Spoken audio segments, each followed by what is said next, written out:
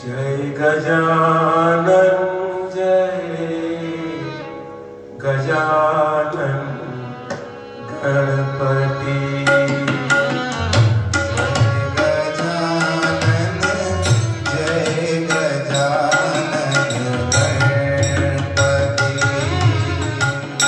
जय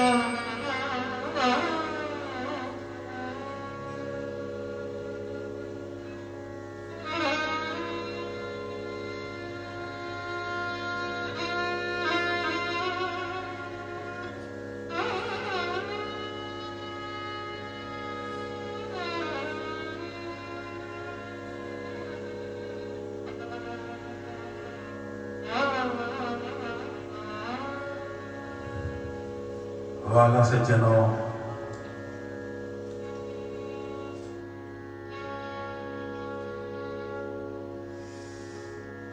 પરમ પવિત્ર પુરુષોત્તમ માસ આજથી પ્રારંભ થયો છે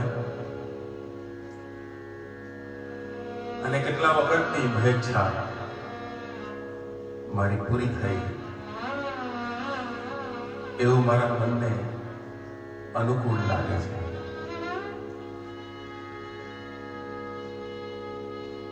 આપ સૌ ફેસબુક ના માધ્યમથી જીવંત પ્રસારણ નો લાભ લઈ રહેલા તમામ હરિભક્તો દેશ વિદેશમાં અત્યારે જુએ છે તે પણ અને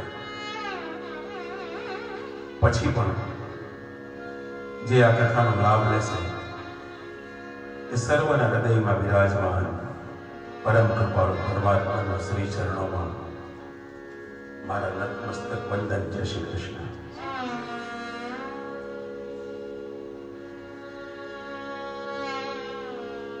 વાલા, આ કરુણા કહો, આ કરુણામાં બે શબ્દ હું આજે ઉપયોગ કરું. કરુણા જ કરુણા. એક કરુણા એ છે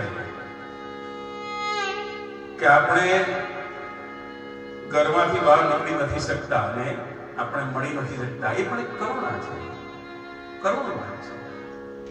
અને બીજી કરુણા એ પણ છે કે ભગવાનની કરુણા છે કે જેનાથી કમસે કમ આવી રીતે તો આપણે મળી શકીએ છીએ.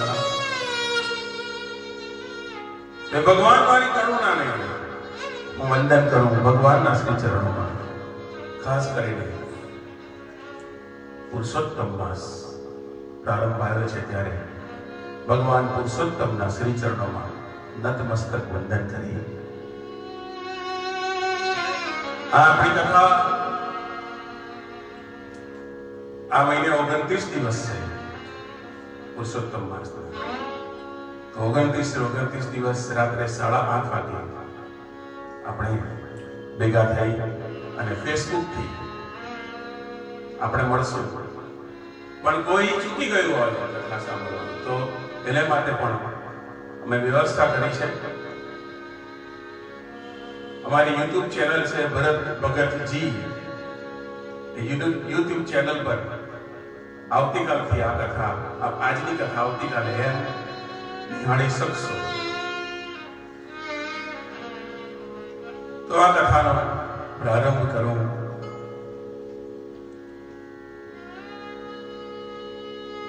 પુરુષોત્તમ ભગવાન, પુરુષોત્તમ એટલે પુરુષોમાં ઉત્તમ, સર્વોપરી, જેના પર બધાનો અધિકાર છે અને જેનો અધિકાર બધા પર છે. આપણો અધિકાર પુરુષોત્તમ ભગવાન પર છે અને ભગવાનનો અધિકાર આપણા પર પણ છે.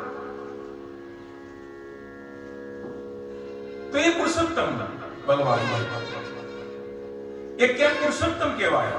પુરુષોમાં ઉત્તમ છે પણ અધિકાધિક એને કેમ આપણે અત્યારે યાદ કરીએ છીએ? કેમ દર 3 વર્ષ પછી આ શબ્દ આવે છે પુરુષોત્તમ? આમ તો પુરાણ પુરુષોત્તમ શ્રીમદ ભાગવતની અંદર ઘણી વખત એનો ઉલ્લેખ કરવામાં આવ્યો છે, પુરાણ પુરુષોત્તમ. પણ બહુધા એમ કહેવાયું છે કે પુરુષોત્તમ ભગવાન એક ત્યજી દેવાયેલા માસને, જેને લોકો મળ માસ કહેતા હતા, જેને અમંગલ ગણીને બધા તડછોડતા હતા. બીજા તો ઠીક, પણ એમ કહેવાય કે એ મહિનાઓ જે છે આપણા ગુજરાતી મહિનાઓ, કારતક, મગસર, પોષમાં, આ બધા એ પણ અંદર એને સંલગ્ન નથી કરી શક્યા. બધાએ તેને હળધૂત અને તિરસ્કૃત કર્યો છે. એવા પુરુષોત્તમ, એવા મળ માણસ જેને કહેતા, એને ભગવાને જયારે સ્વીકાર્યો છે અને ભગવાને પોતાનું નામ આપ્યું છે. આગળ કથામાં આવશે ઉત્તર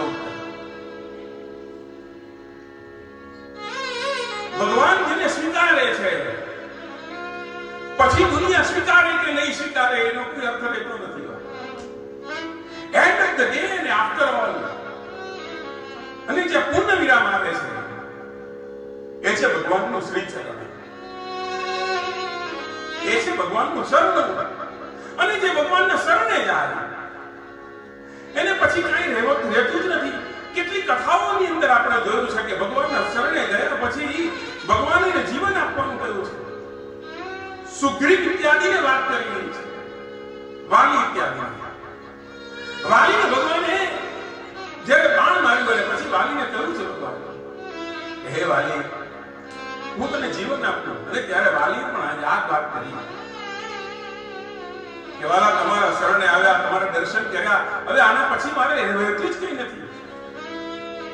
એટલે ભગવાનના શરણે જે જાય છે એનું કામ થાય.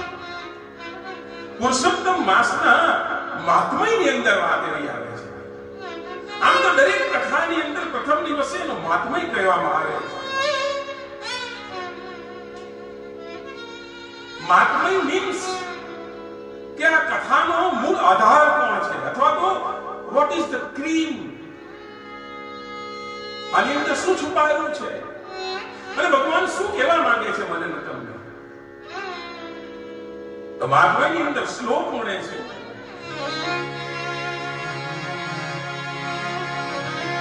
પુરુષોત્તમ ભગવાન ઉવાચ વિધિવત્સવતે યસ્તુ પુરુષોત્તમમાદરાત કુલં સ્વકીયમુદ્ધૃત્ય મા દેવૈષ્ય સંશયમ.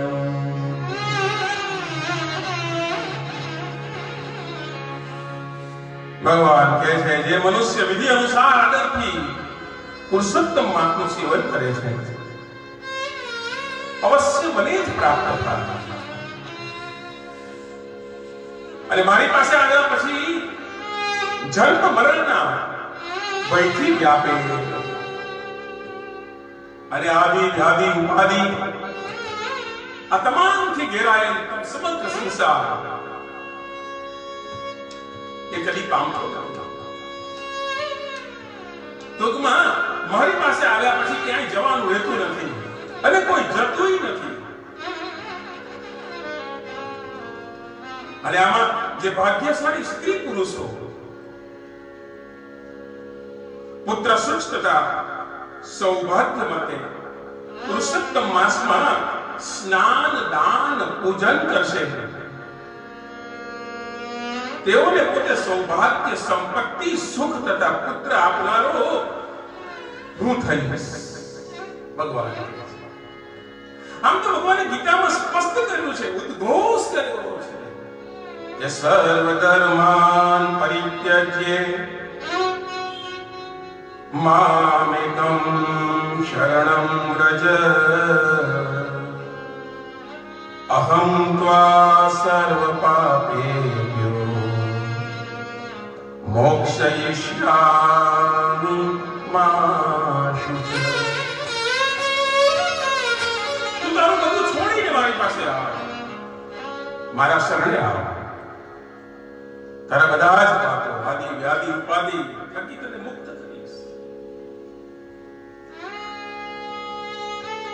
અને જે ભગવાનના શરણે જાય છે, રામાયણની અંદર ભગવાન શંકર કહે છે કે ગિરિજા રઘુ પતિત હરિતિ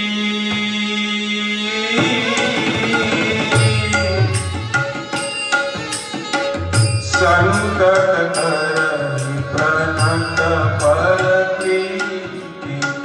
રામ સિયા રામ સિયા રામ જય જય રામ રામ સિયા રામ સિયા રામ જય જય રામ.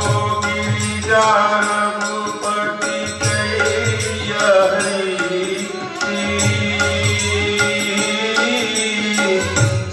संतत कर कनक पर राम सिया राम जय जय राम। राम सिया राम जय जय राम। संत भगवान कहे छे पार्वती हे पार्वती भगवान ની આ રીતિ છે સંત પ્રગટ પર જેના શરણે આવે એના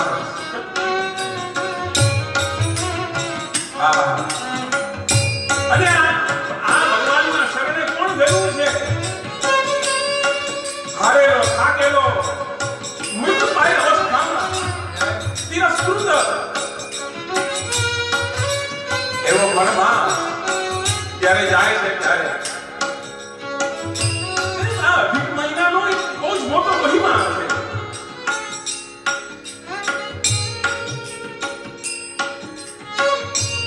અધિકસ્ય અધિકમ ફલમ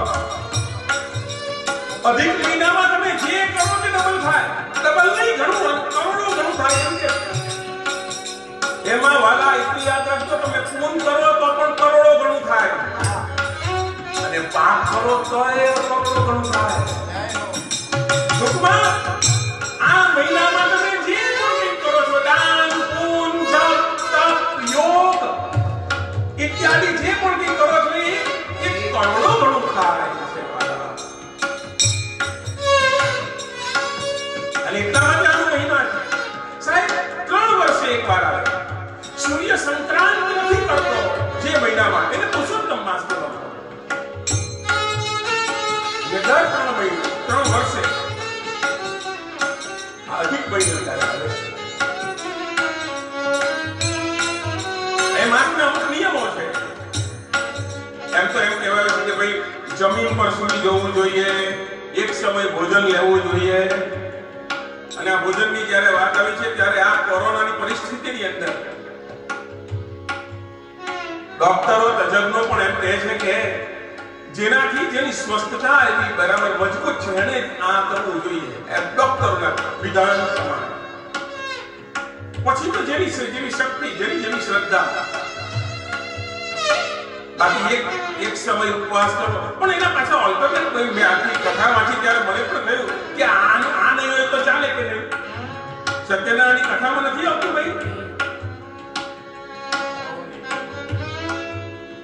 કે આના બદલે આ અને ગૌના બદલે કઈ ને કઈ બધું આના બદલે તમે ચાલતું કે આમાં એવું છે ભાઈ તમે એક ટાણું નહીં કરી શકો ઉપવાસ આમ તો ઉપવાસ કરવાની વિધાન છે આમાં ઉપવાસ નહીં કરી શકો તો એક ટાણું કરો એક ટાણું પણ નહીં થઈ શકે કરવો તો કરવું તો જોઈએ પણ નહીં થઈ શકે તો હું કરવાનું તો મોટું કારણ બતાવ્યું છે કે તમે મૌન લો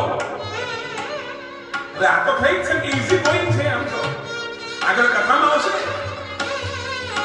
આમાં મૌનનું પણ એટલું જ મહત્વ છે સ્નાનનું પણ એટલું જ મહત્વ છે દાનનું પણ એટલું મહત્વ છે જપ તપ ઇન ધી સેન્સ તમે કંઈ પણ કરો છો એ બધાનું મહત્વ જળવાયેલું છે ટૂંકમાં પુણ્યાય જ થઈ શકાય આ માસની અંદર તમારાથી કોઈ પણ મંગલ કાર્ય થઈ શકે નહીં આવું કોણે કહ્યું ભગવાને કહ્યું જ્યારે ભગવાને મળ માસને પોતાનામાં સમાવ્યો અથવા પોતાનું નામ આપ્યું છે અને ક્યારેક કહ્યું પણ છે કે વાલા હું તને બધા કરતા પણ વધારે વિશેષ આપું છું આ 12 મહિના કરતા વિશેષ તારામાં એટલી એક ક્ષમતા હશે તારામાં એટલી પુણ્યાય હશે કે તું જે તારા સાધક હશે એને ઈચ્છિત વરદાન આપી શકશે તમામ મનોકામના પૂરી કરી શકશે આવું ભગવાનનું વિધાન છે એટલે સર્ટિફાઈડ થઈ ગયેલો છે આ પુરુષોત્તમ માસ જેવો તેવો નહીં બાકી કોઈ કાઢી મીઠો હોય અને આપણે સમાવવો પડે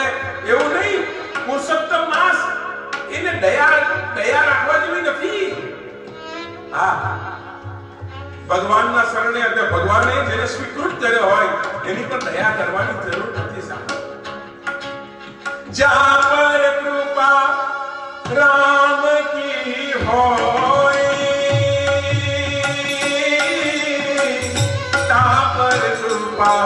करे सब कोई राम सिया राम जय जय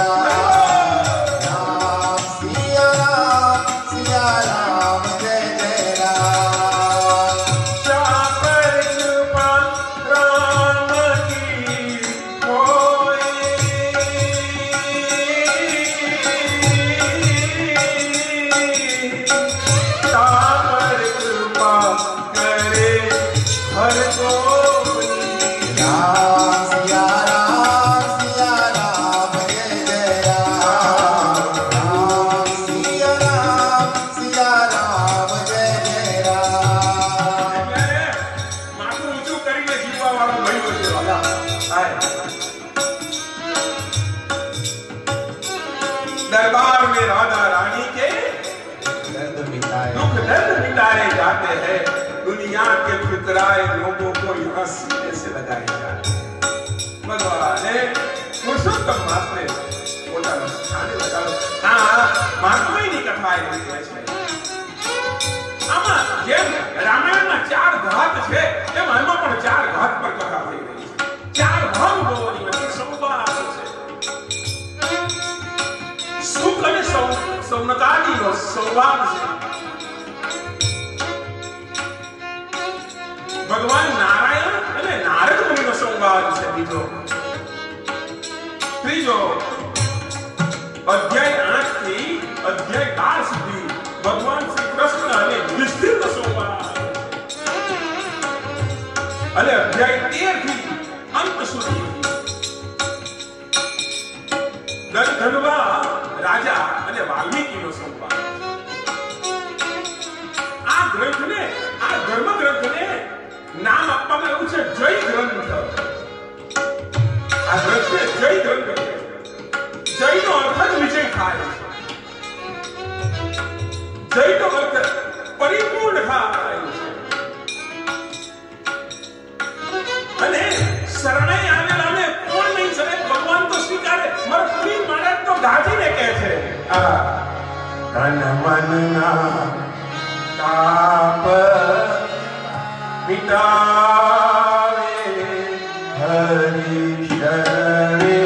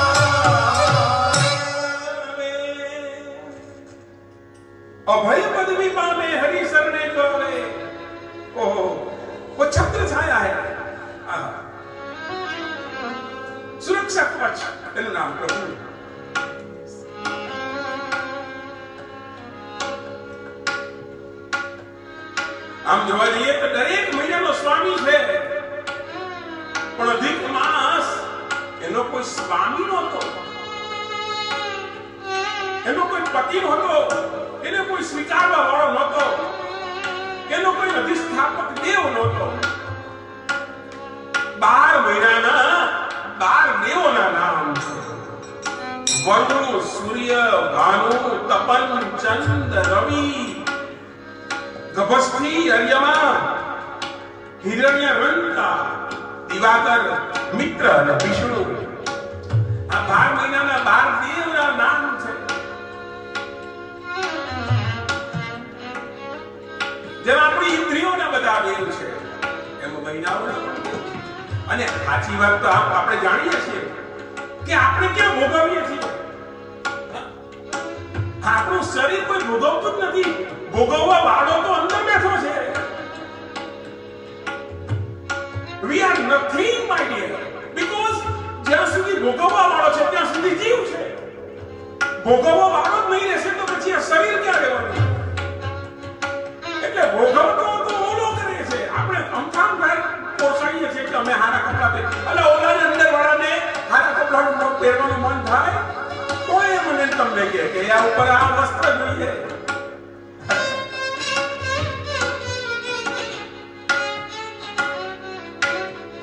તો મહાત્માની કથા બહાર આવે છે. પ્રથમ અધ્યાય વાલા અત્યારથી કહી દઉં છું કે આમ તો 8:30 થી 10 નો ટાઈમ છે, પણ મને નથી લાગતું હજુ કે હું ધારું એ કરી શકું. વાલા અમારામાં ભગવાનની કૃપાથી અને ગુરુ કૃપાથી કેટલી ક્ષમતા છે કે વાતને સમાસ કરી શકીએ અને વાતને વિસ્તાર કરી શકીએ. પણ અહીંયા અત્યારે મહંત ભગતે કહ્યું એટલે મારે આ ગીતમાં જવું પડે. એણે હમણાં એમ કહ્યું કે ભાઈ આ પ્રથમ વખત સંગીતમાં એમ તો કદાચ થઈ પણ હોય ભૂતકાળની અંદર કોઈ જગ્યા પર, પણ અમારા માટે થઈ ગયું. અને ખાસ કરીને ફોર મી હું આ પ્રથમ વખત ગાઈ રહ્યો છું અને એટલા માટે મને વધારે રસ પણ છે અને મને આનંદ એ છે કદાચ 10-15 મિનિટ. અને એવું પણ નથી કોઈ વખત વહેલું પૂરતા, કારણ કે આ તો અધ્યાયની પર ચાલવાનું. કોઈ અધ્યાય લાંબો હોય, કોઈ ટૂંકો હોય, પણ સમાસ અને વિસ્તરણ એ અમારા હાથમાં છે અને એના કરતા અમારા હાથમાં નહીં, ભગવાનના હાથમાં એ ધાર છે એટલું બોલાવશે. તો મેં આમાં આશ્રય લીધો છે, મૂળ ગ્રંથનો આશ્રય લીધો છે. નંબર 1 દ્રષ્ટાંતની પુસ્તિકાનો આશ્રય લીધો છે. નંબર 2 અને અમારા પરમ પૂજ્ય દાદા ગુરુ પુનિત મહારાજની એને જે પુરુષોત્તમ માસ કથા લખી છે એનો આશ્રય લીધો છે. એટલે આ સત્સંગી કથા છે. આપણે સત્સંગ કરતા કરતા કથામાં રમતા રમતા કથાનો ભાવ સમજતા અને પુરુષોત્તમ માસનો મહિમા સમજતા ભગવાનનું નામ સ્મરણ કરતા આપણે કથા સાંભળીશું અને કરશું. તો ગંગા કિનારે શુકનું આગમન આ પ્રથમ અધ્યાયનો હેડિંગ છે, નામ છે પ્રથમ અધ્યાય.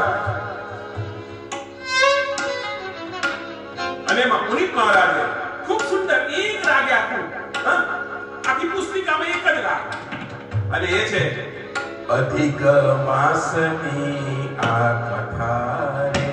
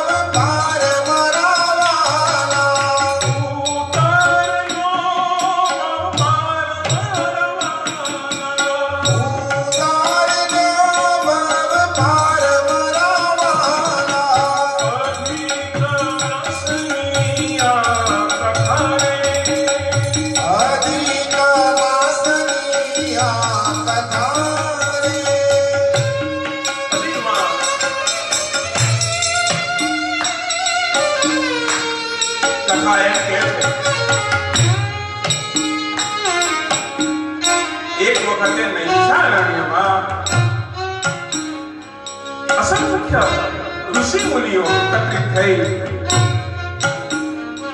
અને યજ્ઞાદિ કરવાનો, જપ તપ કરવાનો શુભ સંકલ્પ કર્યો છે.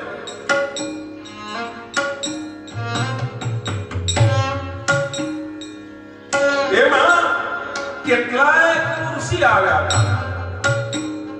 અસિત, દેવલ, પૈલ, સુમંતુ, પીપલાયન, સુમતિ, કાશ્યપ, જાબાલી, ભૃગુ, અંગીરા, વામદેવ, અસંખ્ય.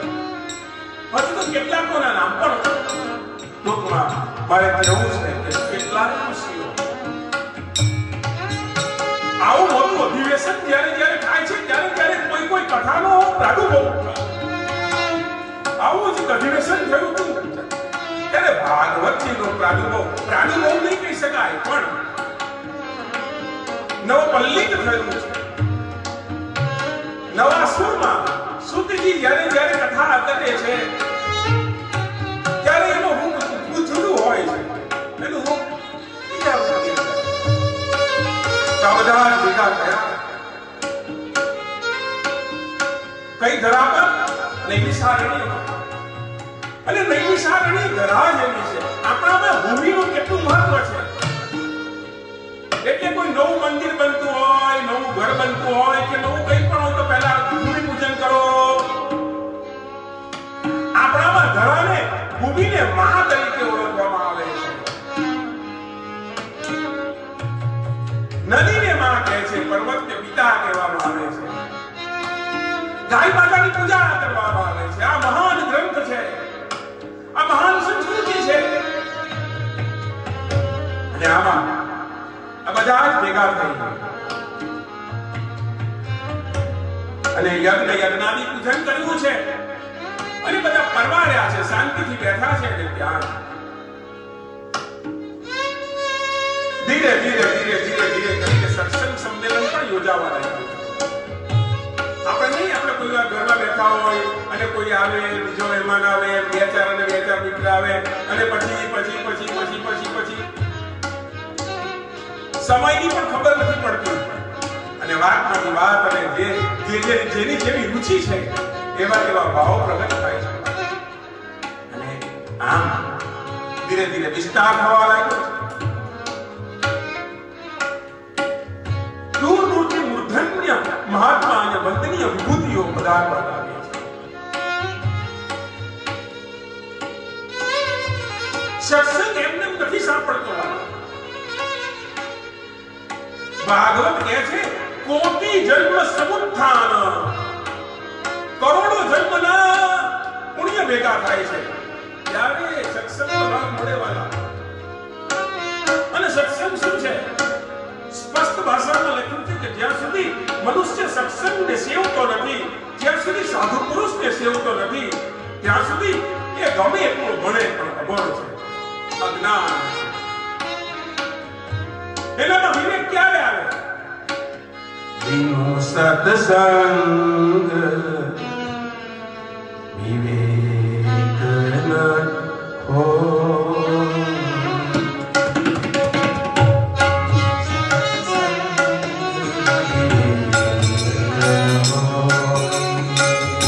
રામ કૃપા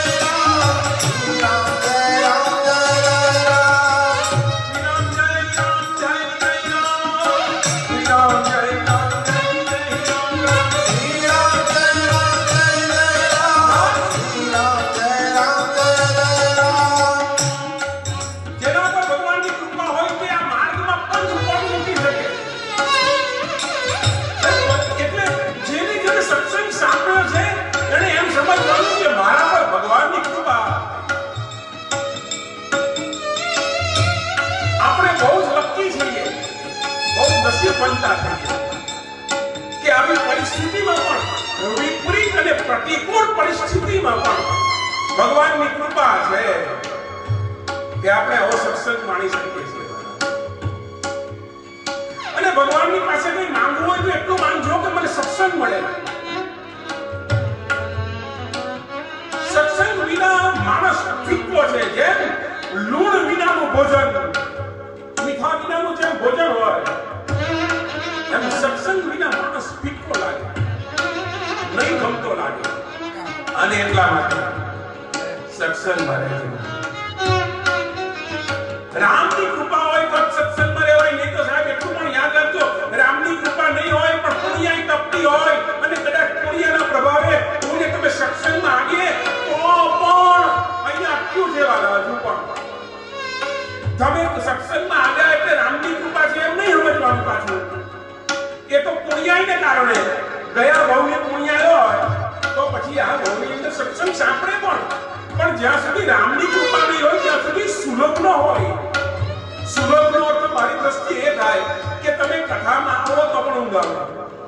સુલભ નહીં હોય, રામની કૃપા નહીં હોય પણ પુણ્યાય હોય એટલે કથામાં આવ્યા પણ અહીંયા આવીને પણ ઊંઘવાનું.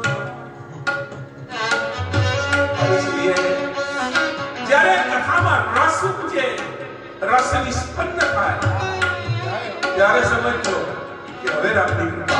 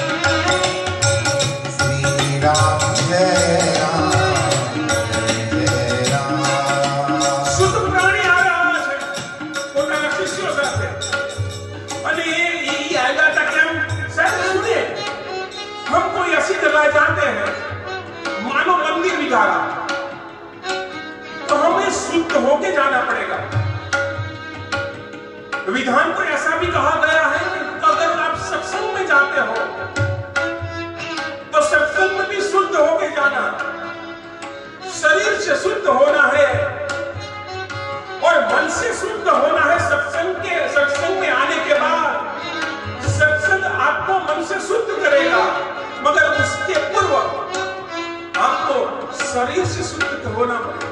इसीलिए हमारे शास्त्र में विधान है, अगर कोई यज्ञ होता है तो पहले देह शुद्धि होती है, देह शुद्ध आवश्यक है। और इसीलिए मैं भी आपसे एक निवेदन करता हूं, अगर हो सके तो कोई सर्दी हो गया પછી કાલે પણ તમે સત્સંગ में જ્યારે કાલે 8:30 વાગે બેસો તે પહેલા સ્નાન કરી લેજો અને સ્નાનનું મહત્વ પણ આમાં આવી જશે। ભલે નદીએ નહીં જઈ શકીએ તો કઈ નહીં વાલા, પણ આપણા અમારા સુરતમાં હું જ્યારે સુરતમાં રહું છું ત્યારે હું સમજ્યું છું જ્યારે સ્નાન કરીએ છીએ ત્યારે જળ કોઈ પણ હોય પણ એ તાપીનું છે એમ સમજીને સ્નાન કરજો। તમે ભરૂચમાં રહેતા હોય તો નર્મદા ઇત્યાદિ, હરિદ્વારની કથા સાંભળતા હોય તો હર હર ગંગે હર હર ગંગે હર હર ગંગે હર હર ગંગે। સ્નાન કરીને સ્નાનનો વિધિ आप क्या-क्या फरीने आया था सुने।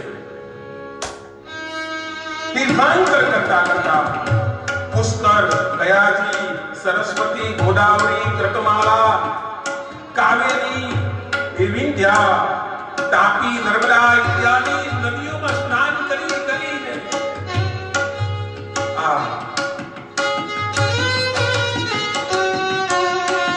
શુદ્ધિ પધાર્યા છે।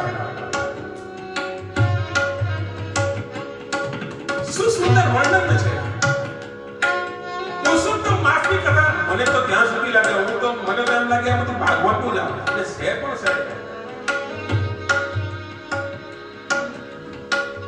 એનું વર્ણન જે કર્યું છે સાહેબ,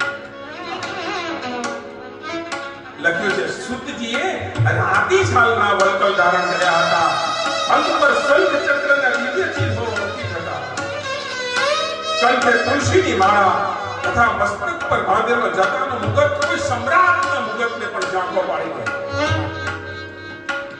શું વર્ણન છે સુરતીનું?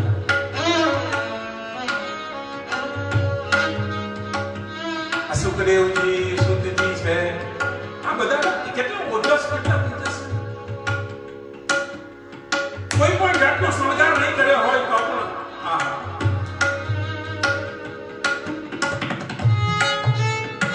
સુતજીના આગમનની સાંભળી અને સર્વ ઋષિજી બેઠા હતા એ બધા ઉભા થયા. જાણે સામે ચાલીને સત્સંગ રૂપી ગંગા પવિત્ર કરવા માટે આવી રહી હોય એવો અનુભવ દરેક ઋષિને કર્યો છે. અને પુનિત મહારાજે લખ્યું છે, સુતજીએ હાથ જોડિયા રે, સુતજીએ હાથ જોડિયા રે, સામે સૌનકજીએ હાથ જોડિયા રે, સામે સૌનકજીએ હાથ જોડિયા રે, કીધા ચરણમાં પ્રણામ મારવા, કીધા ચરણમાં પ્રણામ મારવાલા, પછી એક વિનતી એ કરી રે, પછી એક વિનતી એ કરી રે, રાખી હૈયામાં હાથ મારવાલા. રાખી હૈયામાં હાથ મારવાલા, હાથ જોડ્યા અને પછી વાત કરી આપ પધારો, આપ આદરણીય છો, આપ પૂજનીય છો, આપ વંદનીય છો એમ કરીને ઊંચા આસન પર સુતજીને બિરાજમાન કર્યા. પછી અર્ચન, મધુપર્ક અને સ્તુતિ મંત્રોથી સૌએ એમને પ્રસન્ન કર્યા અને આગળ બોલ્યા, કથા કુશળ આપ સુતજી રે, આપ સુતજી રે, એ કરજો બધાનું કલ્યાણ મારવાલા, એ કરજો કલ્યાણ મારવાલા, સંસાર સાગરે ડૂબ તારે, સંસાર સાગરે ડૂબતા રે, દેખાડો તરવા વહાણ મારવાલા. દેખાડો તરવા વહાણ મારવાલા,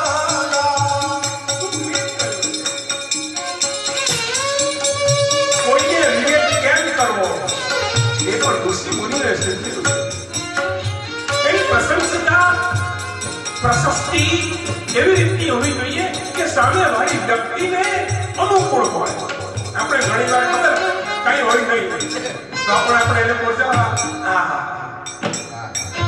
શું વસ્ત્ર પરિધાન કર્યા છે, કોઈ કઈ નહીં, એને પહેરેલું જ હોય. શું આપણી વાણી છે, કઈ હોય નહીં, કઈ સમજણ પડે એવું બોલે નહીં. તે છતાં અહીંયા ઉચિત વાત છે. ઉચિત એટલે કે જેને જે યોગ્ય લાગે તે. સુતજીને વંદન કરીને કહ્યું, આપ કથા કુશળ છો. કથા કુશળ કોને કહી શકાય? જે દરેક રીતે પ્રવીણ તો હોય તો જ કથાકાર બને. પણ સર્વ ધર્મ અને બધી જ પ્રકારના જ્ઞાનનો જેમાં સમાવેશ છે અને એકલા જ્ઞાનનો સમાવેશ નથી, એ જે બોલે છે એ એનામાં છે. તો કથા કુશળ છે. અને સુતજી એને યોગ્ય હતા, બેસાડ્યા છે અને પછી વાત કરી છે, હે સુત પુરાણી, આપના પર ગુરુની અમિધારાની કૃપા વરસી રહી છે. આપ સર્વજ્ઞ છો, કારણ કે આપના ગુરુ છે વ્યાસજી, અને વ્યાસની વાણી દ્વારા આપ પ્રસ્તુત થાઓ અને એટલે પણ અમારા માટે આપ વ્યાસ સમાન છો. આપ પધારો, વિરાજમાન થાઓ અને કૃપા કરીને ભવરોગને દૂર કરનારી અને મોક્ષ પ્રદાન કરનારી કોઈ કથા સંભળાવો. આટલી વાત કરી અને આજનો પ્રથમ અધ્યાય સમાપ્ત થઈ ગયો.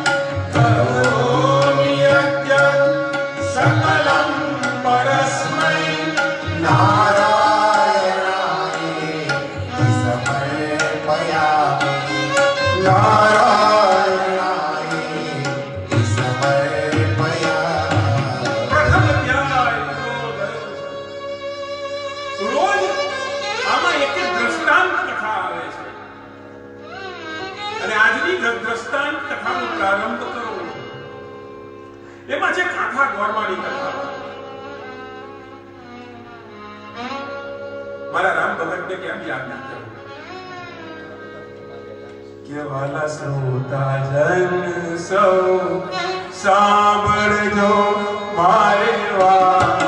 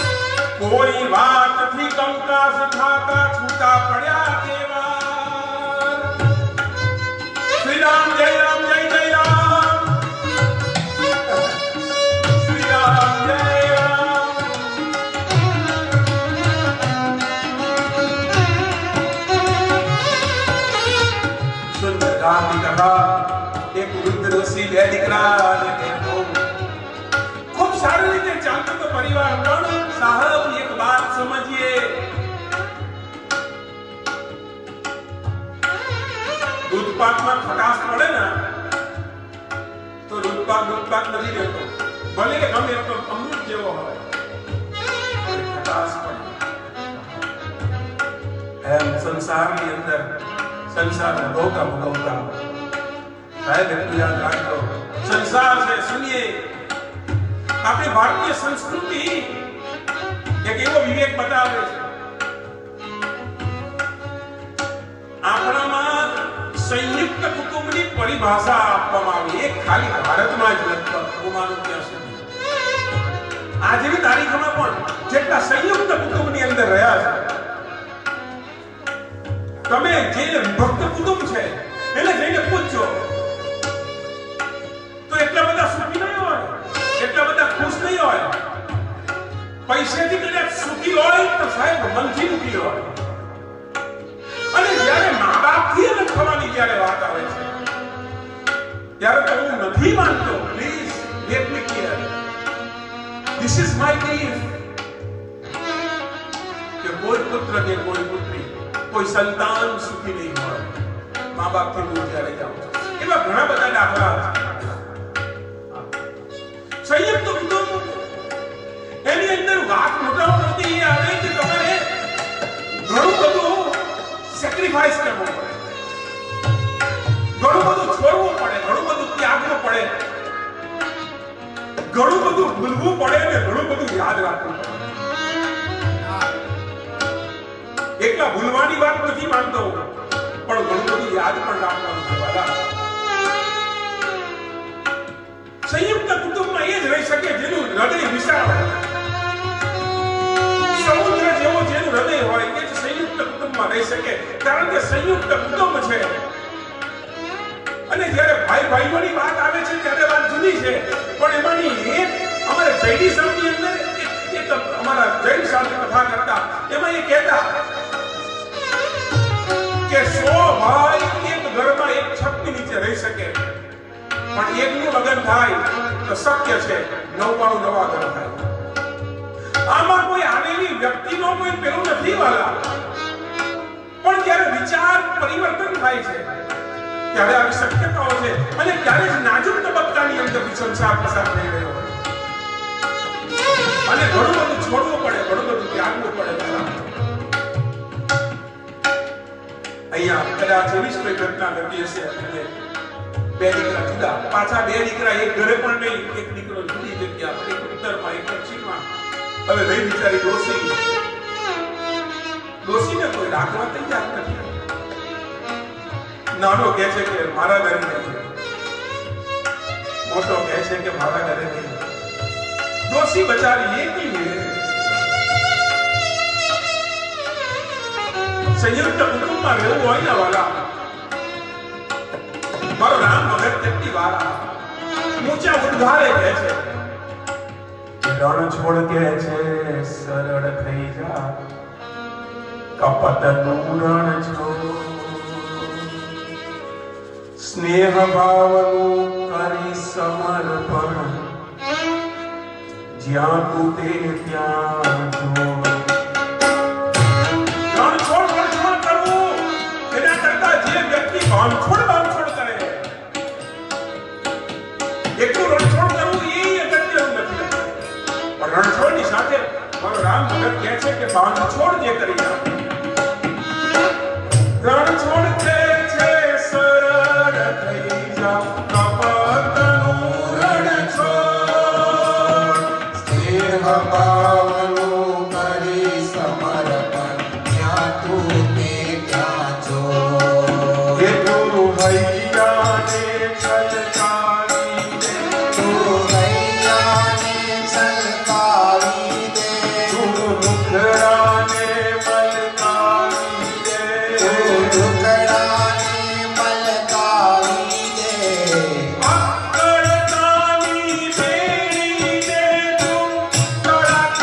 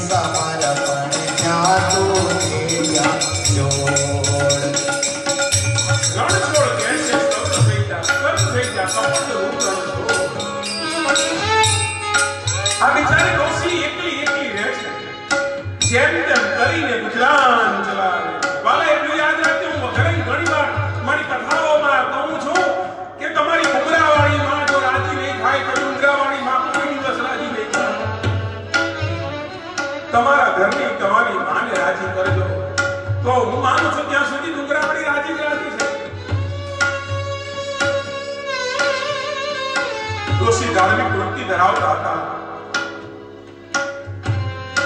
ડોશી ભગવાનને નિત્ય પ્રાર્થના કરે. એક વાર મારા રામ ભગતને ફરીથી પુનઃ યાદ કરીને કહું, જાણે ડોશી કહેતી હોય,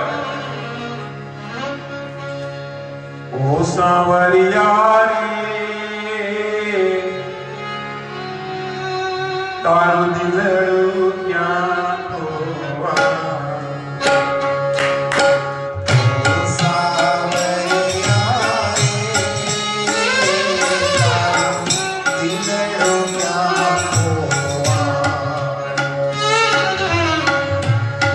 સાવરિયા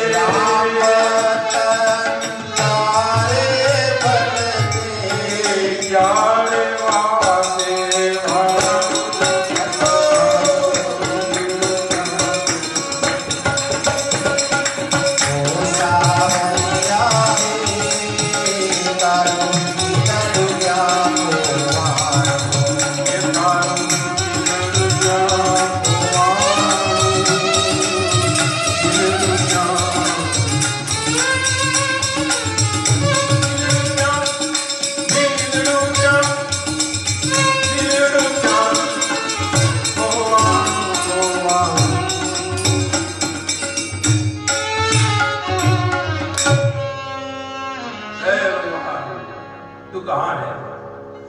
ऐसा सुना है तू सर्वव्यापी है। तुलसी भगवान ने प्रार्थना करे एवं पुरुषोत्तम मास આવ્યો છે। धार्मिक स्वभावના દોષી હતા। રોજ નદીના કાંઠે પુરુષોત્તમ માસમાં સ્નાન કરવા જતા। નાના દીકરાની બહુ સમજદાર હતી। એ વિચારે કે મારી માં સાથે મારી સાસુ સાથે મારે જવું જોઈએ। ભલે મારો ધણી સ્વીકારતો નથી પણ મને ખબર છે એનું મહત્વ।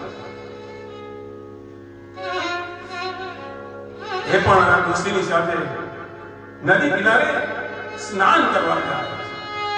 કાંઠા ગોરમાની પૂજા કરે છે। સૌરાષ્ટ્રની અંદર કાંઠા ગોરમાનું બહુ જ મહત્વ છે। આમ તો કાંઠા ગોર એટલે કાંઠા પર વસવાટ કરેલા ગોર જે હશે ટૂંકમાં એની એક ઉપાધિ છે। એનું એક નામ છે કે કાંઠા ગોર કહેવાય। એટલે ગોરમાં એટલે જે આપણે જવારા વાવીએ તે આ કાંઠા ગોરમાની પૂજાનું મહત્વ છે। હવે નાની ગોવાની સાથે ડોશી સાથે જાય પણ મોટી નહોતી જતી। એની પાસે પૈસા બહુ હતા ને। હા ના પૈસો છે જેવો ખબર નહીં કેમ નથી સુગંધ નથી સ્વાદ। આહા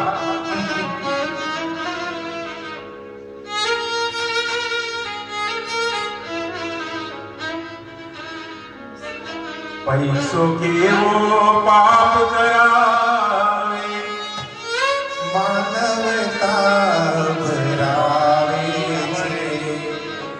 पाप तणा डुंगर खड़कीने पैसो पाप जलावे छे। पैसो केवा पाप करावे मानवता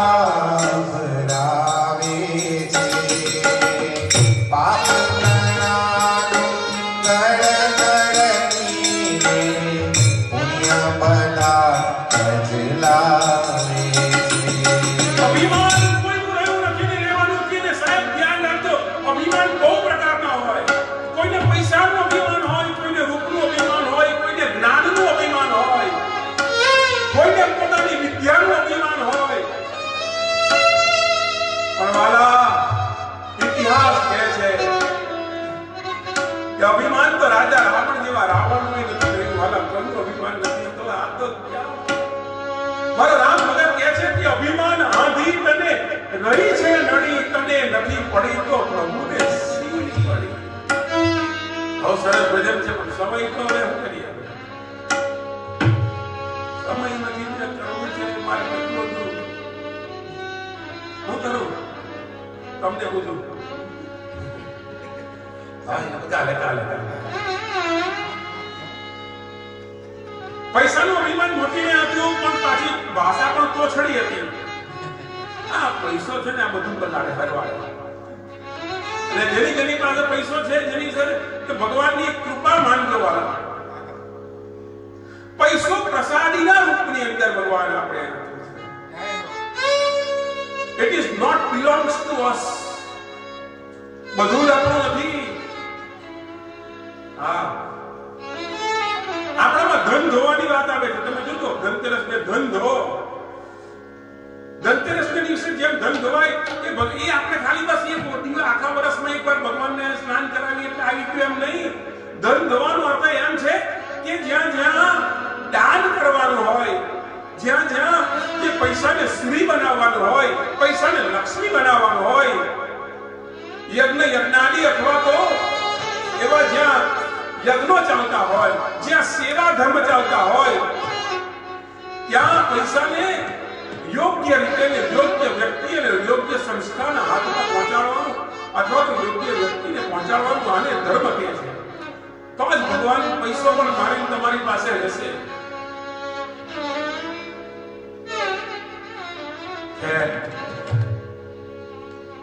નાની વિવેકી હતી એને થયું કે લાવ મારી મોટીનો પણ ઉદ્ધાર કરું એટલે એક દિવસ જેઠાણીને ત્યાં ગઈ અને જેઠાણીને વાત કરી કે બેનબા અમારી સાથે આપ પણ પધારો, પુરુષોત્તમ માસ ચાલે છે, આપ પણ પધારો નદીએ નાવા. અને ત્યારે પેલીએ તો કહ્યું બહુ ઓલું હતી ને કે તમે ક્યાં જઈને શું કરો છો, પંચાયત કરો છો, કુઠલી કરો છો, અહીંની તઈને તઈની અહીં મારે નથી આવવું.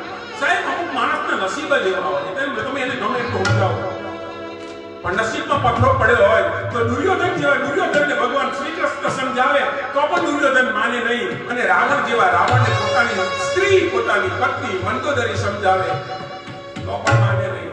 એ જ્યાં સુધી પૈસાનું અભિમાન ન કરે, જ્યાં સુધી શક્તિનું સામ્રાજ્યનું અભિમાન છે, પદનું પ્રતિષ્ઠાનું અભિમાન છે.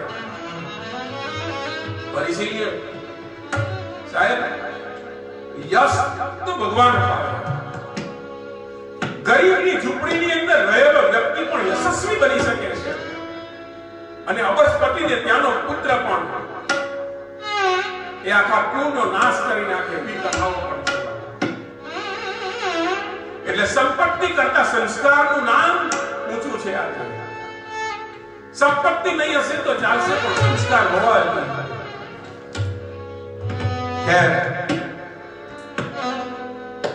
મોટીએ શું કહ્યું કે આ બધા નવરાના કામ છે, નવાના બાને પંચાયત થાય છે, નિંદા થાય. માને તો કે સંસારના કેટલા કામ છે, છોકરાઓનું છોકરીઓનું. મારી દીકરી જે સાસરે છે એ ઘરે આવે એનું ધ્યાન રાખવાનું, સગા સંબંધીઓનું ધ્યાન રાખવાનું. અમારા ઘરે કેટલા ઢોર છે, કેટલા પશુઓ છે, આ બધાનું ધ્યાન રાખવાનું. યાદ રાખજો 3 પ્રકારના જીવ મારા ચિંતન પ્રમાણે. સંસારમાં રહીને ફક્ત સંસારનું જ ધ્યાન રાખવું એનું નામ જીવ છે. આ જીવ અધમ જીવ છે. અધમ, મધ્યમ અને ઉત્તમની પરિભાષામાં સંસારમાં રહીને સંસાર સિવાય યાને પોતાના સ્વાર્થ સિવાય બીજું કંઈ જ નહીં, એ અધમ જીવ છે. સંસારમાં રહી અને થોડું ભગવાનનું નામ અથવા થોડું ભગવાનનું કામ અને વધુ અને લઘુત્તમ સંસારનું ધ્યાન એ મધ્યમ કક્ષાનો જીવ છે. પણ ત્રીજો જીવ એ છે જે સંસારમાં રહી અને સંસારના પર્યાપ્ત અને જરૂરિયાત જેટલી હોય એટલું જ કામ કરી અને મહત્તમ ભાગ ભગવાનમાં અથવા તો ધર્મ ધ્યાનમાં અથવા તો જન કલ્યાણના કામની અંદર જે પોતાનું આયુષ્ય જીવન વિતાવે એ ઉત્તમ કક્ષાનો જીવ છે. જેઠાણી સંસારયુક્ત અને અજ્ઞાન ભરેલી વાણી સાંભળીને દેરાણી એકદમ દુખી થઈ છે. પણ કરે છે સાસુ પાસે ગઈ અને સવિસ્તાર વાત કરી છે કે સાસુમાં અમારી જેઠાણીને આટલું બધું સમજાવું છું તો એ સમજતી નથી. સાસુ કહે છે સમજશે ચાહે ક્યાં. ભગવાનની પાસે બધી પ્રકારની લાકડીઓ છે. આપણે આમ સીધા સમજીએ નહીં તો આડી અવળી રીતે પણ સમજાવવાની એની પાસે રીત. એટલે પોતાના વખાણ નથી સાંભળવા. Please let me clear. કોઈના વખાણ કરે તો રાજી થાય એવું નથી. એને જે જોઈએ છે કે એને જે પંથે એને જે માર્ગ મને તમને મનુષ્યને રૂપ આપી અને જે બતાવ્યો છે એ માર્ગે હું ને તમે ચાલીએ કોઈ રાજી થાય છે. અહીંયા બને છે કથા એવી કે જેઠાણી સમજતી નથી, માનતી નથી. દિવસો વીતવા લાગ્યા છે. દેરાણી પુરુષોત્તમ માસ દરમિયાન કાંઠા ગોરમાની કથા પૂજા વગેરે કરે છે, કથા સાંભળે છે. કથા સાંભળવાનું પણ ખૂબ મહત્વ છે. તેથી દેરાણી પર ભગવાન પ્રસન્ન થયા છે. બોલો પુરાણ પુરુષોત્તમ ભગવાન. દેરાણી તન મન ધનેથી બધે રીતે સુખી થઈ છે, સમૃદ્ધ થઈ છે. અને આ બાજુ એક દિવસ આ જેઠાણીને એવો વિચાર આવ્યો. આમાં તો કથાઓ તો એમ પણ કહે છે કે અનેકો દુઃખ સહન કરવા પડ્યા. એક દિવસ એમ લાગ્યું કે એનો પતિ દુકાનેથી પાછો નહીં આવ્યો, નિશાળેથી છોકરાઓ ઘરે નથી આવ્યા, દીકરીના સાસરિયા કોપ્યા છે. અને સાસે જાવ એ ઘરે વડાવી દીધી છે. પિયર ગયેલી બહુ પાછી નહીં આવી. આ બધા દુઃખનો સામનો એને મનથી કર્યો છે. એને આવા બધા વિચાર આવ્યા છે જે કાંઈ કે ગોરસિંહમાંથી નહીં આવ્યા, આવા બધા વિચાર આવ્યા છે. હવે કરવું કેમ? અને એટલું યાદ રાખજો સાહેબ, બધાએ મારો રામ ભગત કહે છે કે હારીને ઠાકિયા હારીને ભજિયા હારીને ભજિયા હારીને ભજિયા હારીને ઠાકીને અંતે કાંઈ ભજવા પડશે. જેઠાણી ગઈ છે ત્યાં સાસુના ચરણે ગઈ. સાસુને પગે લાગીને કહ્યું કે દેરાણીને જે સમૃદ્ધિ મળી એની પાછળનું કારણ શું, અને મને દુઃખ પડ્યા એની પાછળનું કારણ શું, આટલી મોટી ખાઈ કેમ થઈ ગઈ? અને ત્યારે સાસુએ બધી વાત સમજાવી. સાસુને પગમાં પડીને ભૂલની માફી માંગી એમ કરવા કહે છે. પોતાની અજ્ઞાનતા અને મિથ્યા અભિમાનના જોરે ભગવાનનો અનાદર કર્યાની વાત એને કરી છે. હવે હું શું કરું કે મારું કલ્યાણ થાય? સાસુએ કહ્યું કે હવે તો બીજો કોઈ રસ્તો નથી, હું તો એમ કરવું પડશે. કહે છે કે એક થાળમાં પૂજાની સામગ્રી લઈ નદીએ જા, શ્રીફળ, કંકુ, ચોખા ઇત્યાદિ પૂજાપો લઈ અને નદી કાંઠે ભગવાન પુરુષોત્તમની પ્રાર્થના કરી માફી માંગ. વહુ નદી કાંઠે ગઈ છે અને જેવું સ્નાન કર્યું છે બહુ પ્રેમ અને શ્રદ્ધાથી રામ રામ કહીને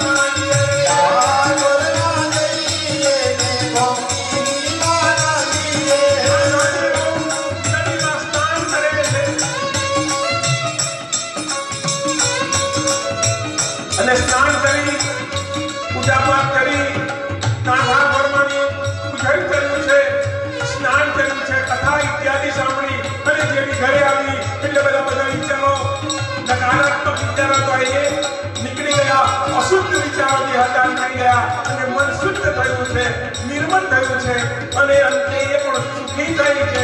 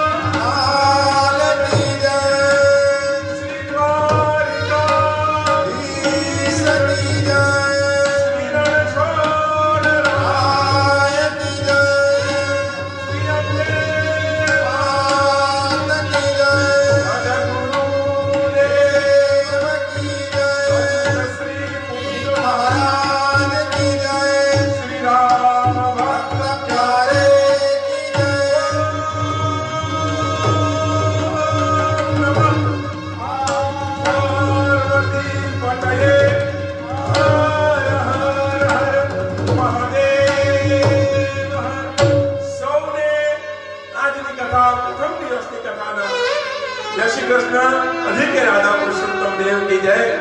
और आ कथा ने आप पुनः दर्शन करवा मांगता હોય તો અમારી YouTube ચેનલ પર આવતીકાલે આ કથા ફરીથી પ્રસારિત થશે, એટલે કે આ કથા મૂકવામાં આવશે। અમારી YouTube ચેનલ ભગતજી ને સબસ્ક્રાઇબ કરજો, બેલ બાજુમાં છે ઈ દબાવજો। નહીં સમજણ પડે તો કોઈ જુવાનિયાને પૂછજો કે કેમ કરવું, પણ પ્લીઝ ડોન્ટ ફોરગેટ, ભૂલતા નહીં સબસ્ક્રાઇબ કરજો અમારી ચેનલને। આ સાથે આજની વાતને વિરામ આપી અને એક અજવાની વાત तारी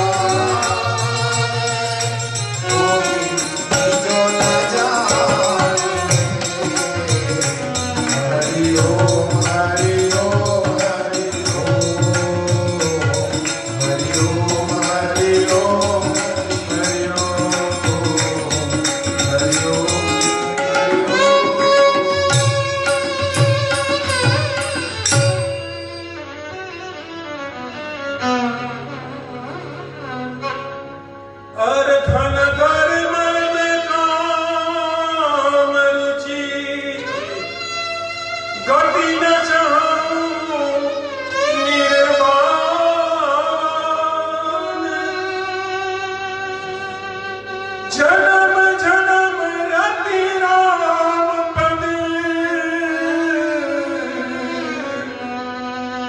यह वरदान दयाल सिया